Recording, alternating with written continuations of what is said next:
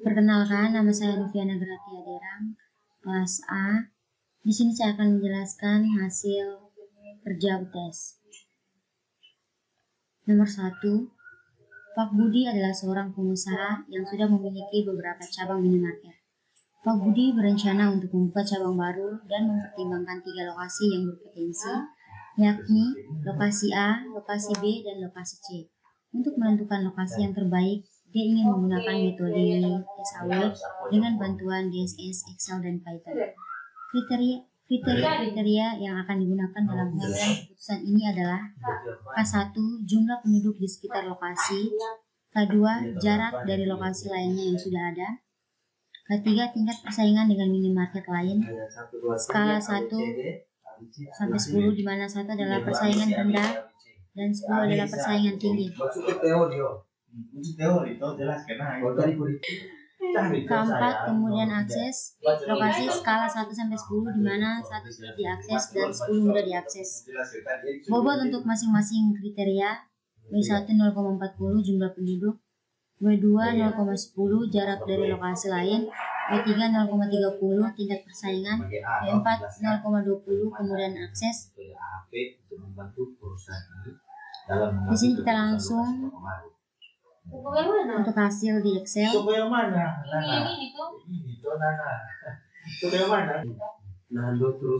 sini untuk kriterianya K1 3.000, 1.500, K2 2.000, K2 5, 10, 7, K3 6, 3, 5, K4 8, 7, 8. Untuk minimumnya di sini rumusnya min B3 bagi B5.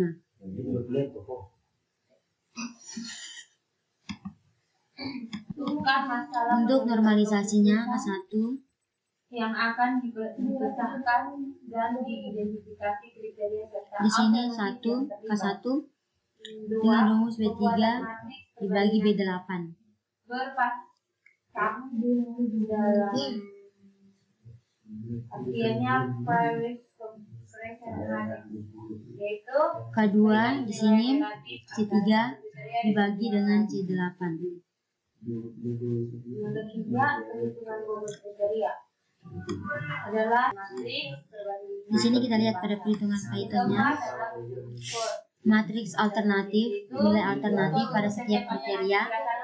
Bobot kriteria, semakin tinggi bobot, semakin penting kriteria tersebut. Fungsi untuk menghitung skor SAW untuk setiap alternatif seperti ini. Menghitung skor SAW untuk setiap alternatif, menampilkan hasil skor SAW, menentukan alternatif terbaik, alternatif dengan skor tertinggi. Adalah kita lakukan analisis untuk identitas untuk memahami bagaimana Oke, di sini kita run. atau bobot dapat mengaruhi hasil prediksi. Untuk hasilnya seperti ini. Kita lihat lagi, yaitu bagian B itu bagaimana Anda. Nomor 2, perusahaan ABCD merupakan perusahaan yang bergerak di bidang manufaktur. Untuk menghadapi persaingan yang semakin ketat, perusahaan ini perlu memperkuat tim manajemen mereka dengan merekrut manajemen baru yang kompeten. Perusahaan ini memutuskan untuk menggunakan sistem pendukung keputusan DSS dengan metode WP untuk menentukan kandidat terbaik. Terdapat 4 kandidat yang akan dinilai berdasarkan 5 kriteria. Yang pertama K1, pengalaman kerja dalam tahun. K2, keterampilan berkomunikasi skala 1 sampai 10. K3, keterampilan manajerial skala 1 sampai 10. K4, kemampuan analisis skala 1 sampai 10. K5, pendidikan. Bobot kriteria W1 0,30, W2 0,25, W3 0,20, W4 0,15, W5 0,10. Oke, kita lihat hasil pada Excel.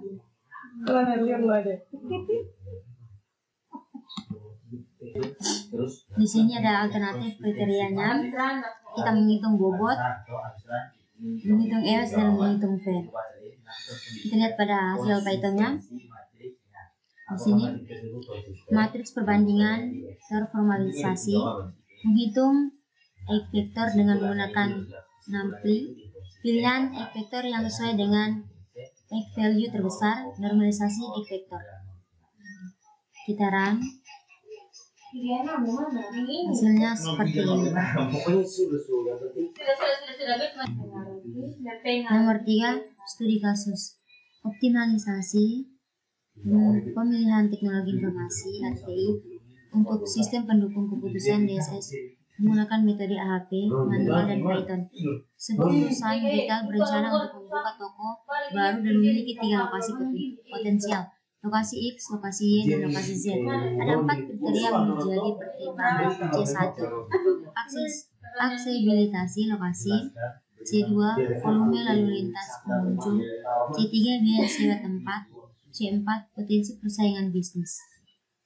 Sini yang pertama, jelaskan bagaimana Anda akan menggunakan metode AHP untuk membantu perusahaan ini dalam pengambilan keputusan lokasi toko baru.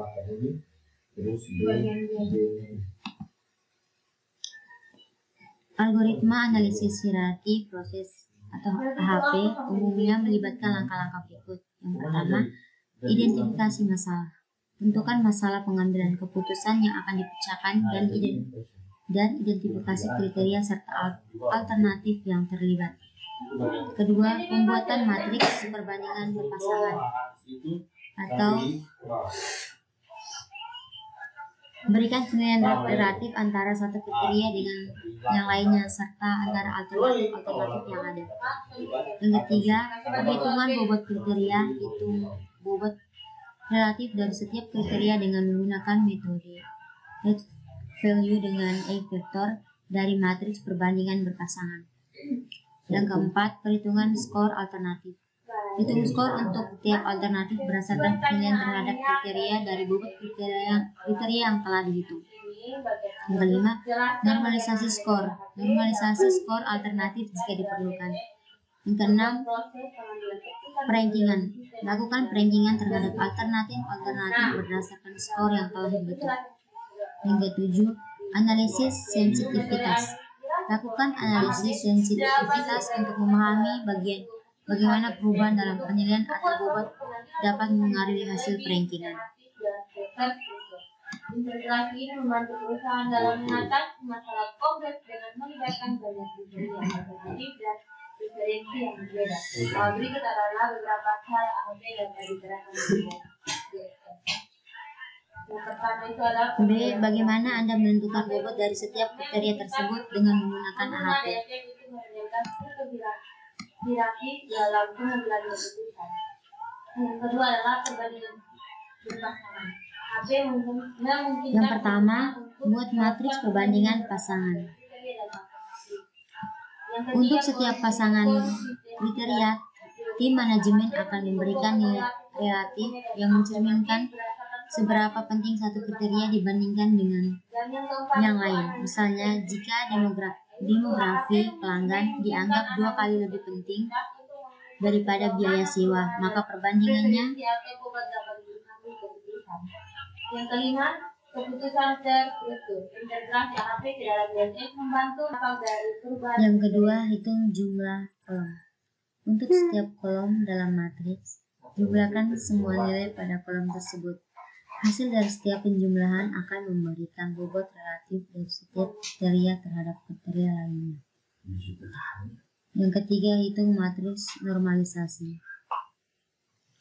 Bagi setiap elemen dalam matriks perbandingan pasangan dengan jumlah kolom yang sesuai. Ini akan menghasilkan matriks dengan angka-angka yang ternormalisasi antara 0 dan 1. Yang keempat, hitung rata-rata prioritas relatif. Untuk setiap baris dalam matriks normalisasi, hitung rata-rata angka tersebut. Ini akan memberikan bobot relatif akhir dari masing-masing kriteria. Yang kelima, pemeriksa konsistensi. Hitung konsistensi dari matriks perbandingan pasangan untuk memastikan bahwa perbandingan yang dibuat konsisten. Ini dapat dilakukan dengan menghitungkan rasio konsisten. Jika CR terlalu tinggi, itu menunjukkan ketidakkonsistenan dalam perbandingan.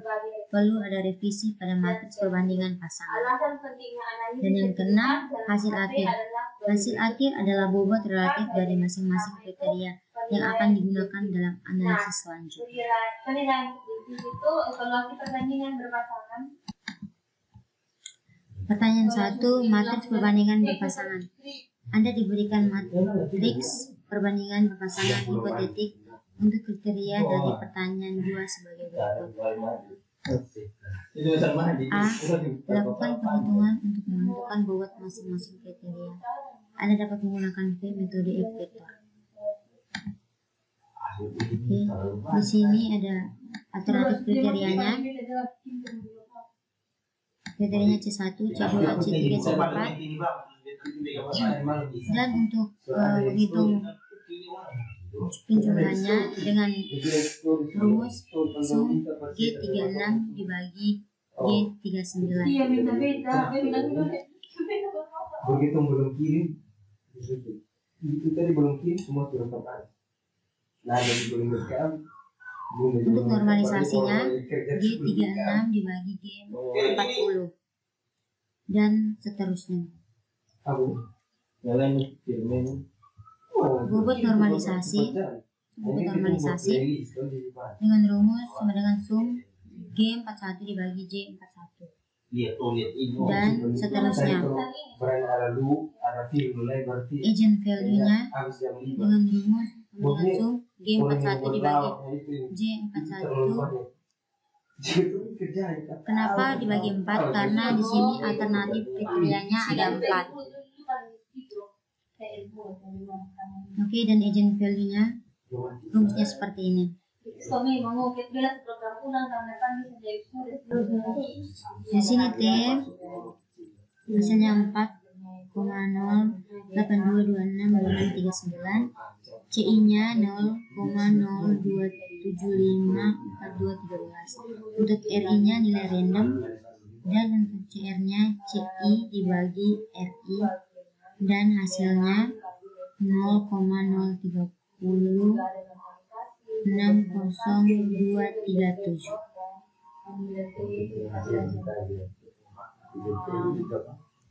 Dan nilai random dan ini Lakukan pengecekan konsisten matriks di atas dan memberikan penjelasan apakah matriks tersebut konsisten. jam-jam begini.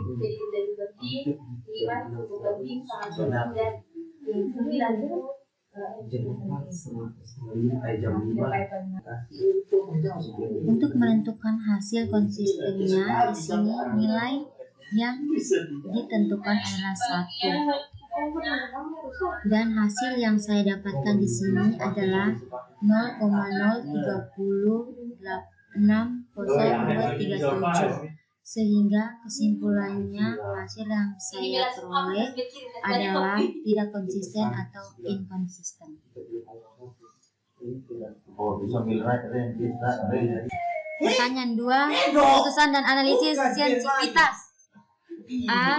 Jika perusahaan memberikan bobot tambahan sebesar 10% untuk kriteria C2 dan mengurangkan bobot C1 sebesar 10%, jelaskan bagaimana ini bisa mempengaruhi keputusan yang diambil. Langsung ke hasil kaitannya seperti ini.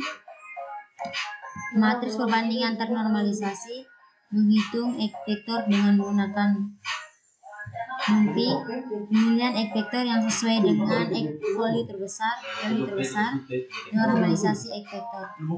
Sekarang hasilnya seperti ini. Jadi kesimpulan yang saya ambil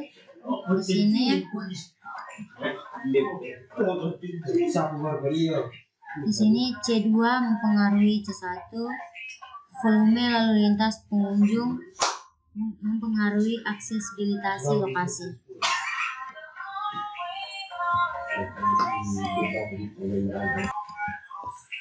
B. Apa yang dimaksud dengan analisis sensitivitas dalam konteks AHP dan mengapa itu penting?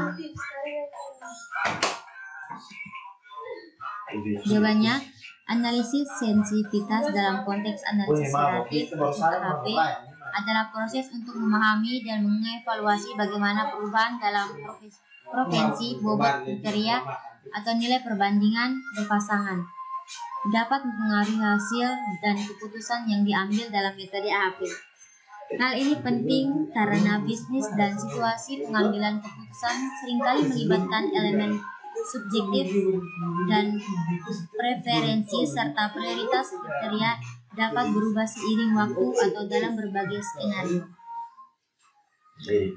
Alasan pentingnya analisis sensitivitas dalam AHP adalah sebagai berikut. Yang pertama, penilaian subjektif. Evaluasi perbandingan berpasangan dalam AHP seringkali didasarkan pada penilaian subjektif para ahli atau pemangku kepentingan.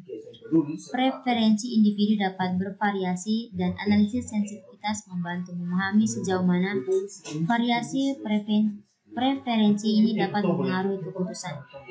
Yang kedua, perubahan lingkungan. Lingkungan bisnis selalu berubah. Faktor ekonomi, persaingan, teknologi, atau perubahan dalam preferensi pelanggan dapat mempengaruhi prioritas kriteria.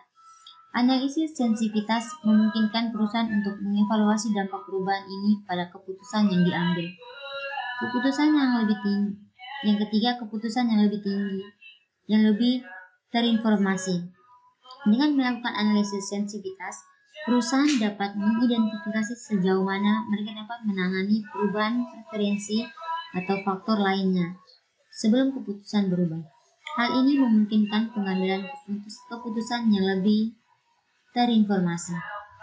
Keempat, pengambilan keputusan yang fleksibel. Analisis sensitivitas memberikan fleksibilitas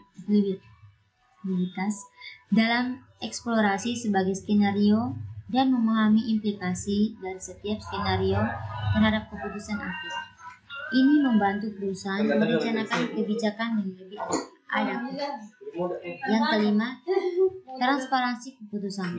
Analisis sensitif juga membantu peningkatan transparansi dalam pengambilan keputusan. Pengambilan keputusan yang didukung dengan analisis sensitivitas dapat lebih mudah dijelaskan dan dipahami oleh semua pihak yang terlibat. Yang keenam, pengambilan keputusan yang lebih baik. Dengan memahami dampak perubahan preferensi atau faktor lainnya, perusahaan dapat membuat keputusan yang lebih baik dan lebih sesuai dengan tujuan mereka.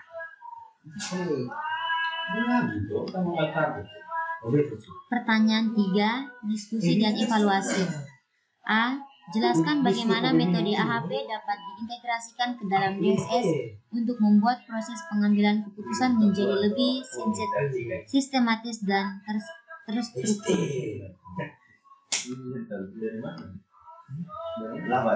3A.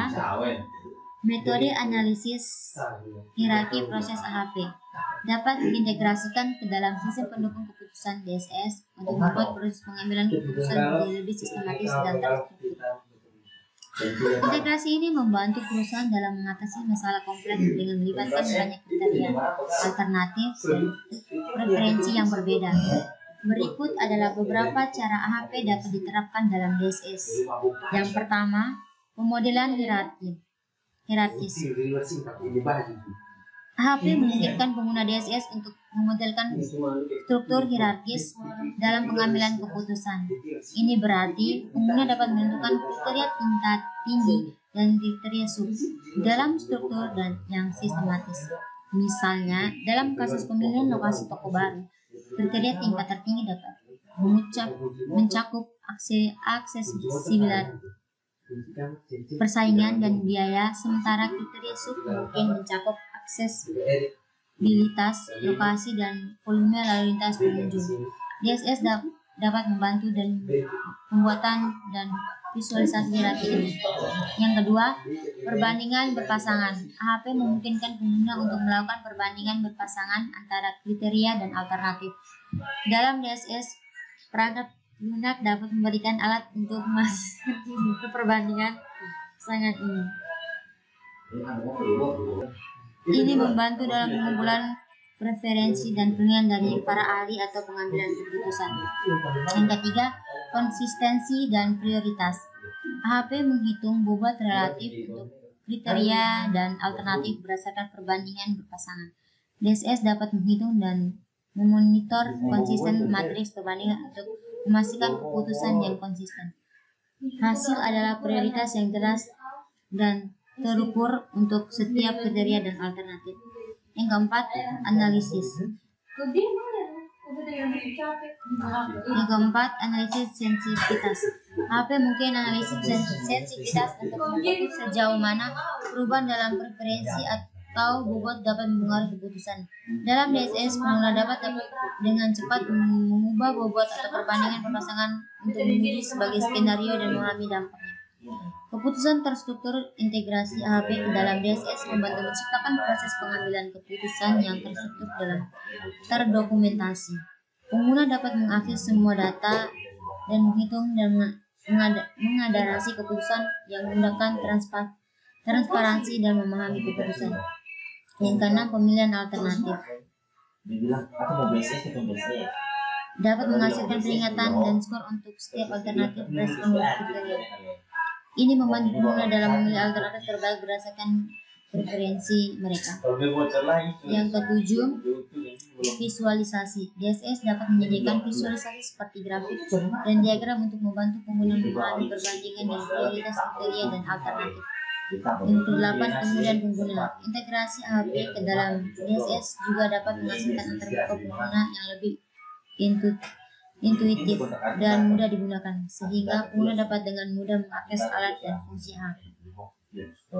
Integrasi AHP ke dalam DSS membantu meningkatkan proses pengambilan keputusan dengan menyediakan alat yang kuat mengevaluasi kriteria, pengumpulan referensi, dan memahami dampak dari perubahan preferensi. Hal ini membuat pengambilan keputusan menjadi lebih terstruktur, terinformasi, dan konsisten, dan membantu perusahaan mengambil keputusan yang lebih baik.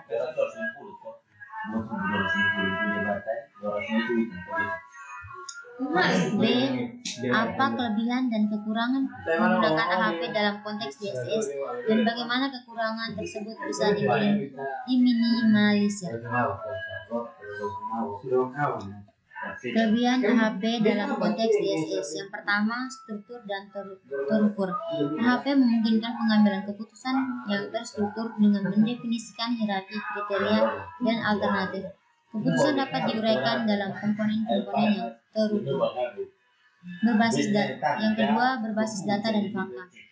AHP mengandalkan data dan perbandingan berpasangan untuk menghasilkan bobot dan prioritas. Ini membantu mengurangi aspek subjektif dalam pengambilan keputusan. Analisis sensitivitas dengan AHP menggunakan DSS dapat dengan mudah melakukan analisis sensitivitas untuk mengukur dampak perubahan preferensi atau bobot terhadap keputusan. Hal ini membantu dalam memahami risiko dan ketidakpastian. Yang keempat, prioritas yang jelas. AHP menghasilkan prioritas kriteria dan alternatif yang jelas. Ini membantu mengambil keputusan untuk fokus pada elemen-elemen yang penting. Yang keempat, prioritas yang jelas. AHP menghasilkan prioritas kriteria dan alternatif yang jelas. Ini membantu pengambilan keputusan untuk fokus pada elemen-elemen yang penting. Yang kelima, fleksibilitas. AHP dapat diterapkan dalam berbagai konteks dalam bidang bisnis. Ini dapat digunakan dalam pemilihan perencanaan alokasi sumber daya dan banyak lagi. Kekurangan AHP dalam konteks DSS. Kompleksitas. AHP dapat menjadikan kompleks utama ketika ada banyak kriteria dan alternatif mengubah perbandingan perpasangan yang konsisten menggunakan waktu dan usaha. Yang kedua, keterbatasan subjektif. Meskipun AHP berusaha mengurangi subjektif dengan menggunakan data dan perbandingan perpasangan, tetap ada elemen penilaian subjektif dalam pengambilan keputusan. Konsistensi matriks perbandingan pasangan harus konsisten, tetapi dalam praktiknya keputusan bisa lebih diperoleh. Ini dapat mempengaruhi hasil akhir.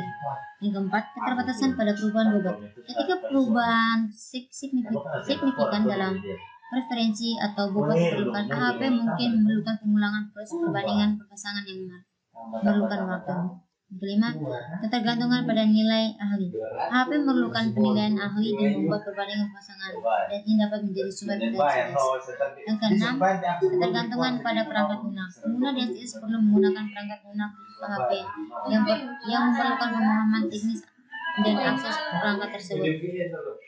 Bagaimana kekurangan bisa diminimalisir? Yang pertama, pelatihan ahli. Memberikan pelatihan kepada para ahli yang terlibat dalam pengambilan keputusan dengan HP untuk meminimalisir bias dan meningkatkan konsisten dan pemilihan mereka. Yang kedua, verifikasi konsistensi. Perangkat lunak DSS dapat membantu verifikasi konsistensi dalam perbandingan berpasangan dan memberikan umpan balik jika ada ketidaksesuaian. Yang keempat, penggunaan perangkat lunak DSS atau user friendly. Memiliki perangkat lunak DSS yang user friendly dengan antarmuka yang intuitif dengan membantu mengurangi hambatan teknis. Yang keempat, berpikir kritis.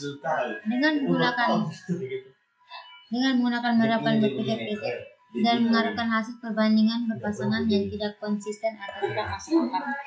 Yang kelima, pengguna data yang baik. Pastikan data yang digunakan dalam perbandingan berpasangan adalah akurat dan relevan untuk mengurangi subjektivitas. Yang keenam, dokumen yang baik. Mencatat dan mendokumentasi sebagai langkah proses HP termasuk perbandingan berpasangan, referensi dan perubahan bobot untuk transparansi dan audit.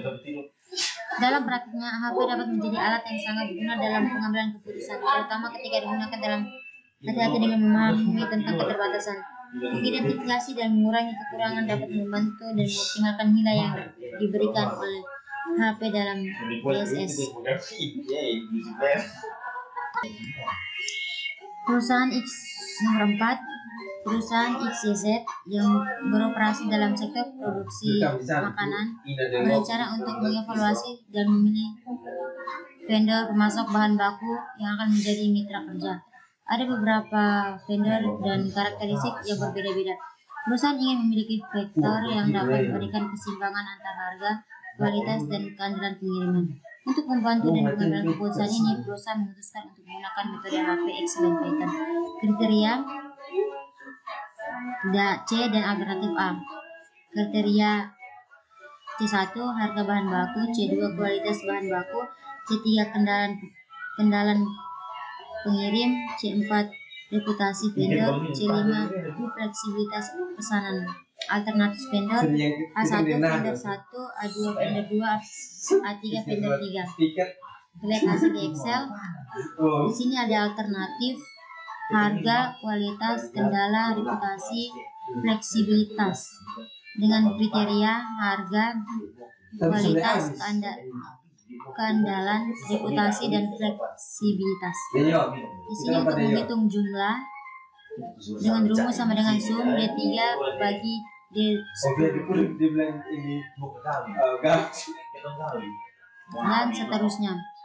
Sini untuk normalisasi dengan rumus sama dengan D6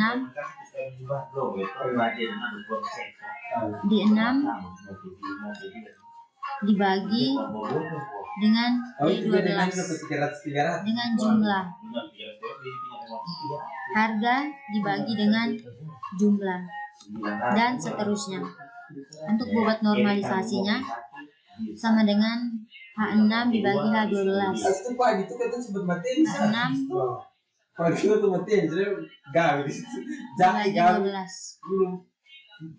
dan seterusnya. Agent value-nya di sini dengan rumus sama dengan sum D14 normalisasinya dibagi J14 dibagi 5. Kenapa dibagi 5? Karena di sini alternatif kriterianya ada 5. Dan untuk agent value vektornya di sini rumusnya seperti ini. Di sini T pas bangun sadar gitu.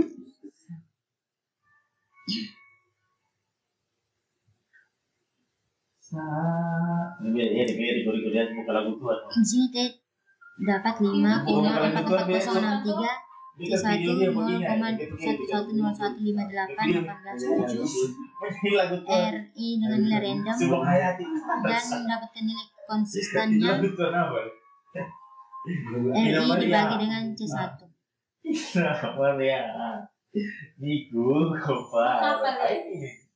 Sekian dan terima kasih.